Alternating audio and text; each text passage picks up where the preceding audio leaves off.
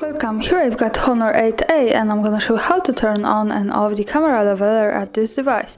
So at first we have to tap on the camera button here to open it, and as you can see we are in the standard photo mode, and the camera leveler in this device is only available in the Pro mode, so we have to change it, and we can do it by going to the left, to the more, and from here we have to move to the Pro mode and pick this. As you can see, here we are, and from here we have to move to more advanced settings, which are here in the right corner. By tapping on this, we get access to it, and as you can see in the capture settings at the second position, we have the horizontal level. So by tapping on this, we can easily turn it on and turn it off. So this is our leveler. I'm going to keep turning it on and show you how it looks like on the camera view. So this is this line. This is helpful when we want to keep our photographic topic straight on the picture, so this is how it works here.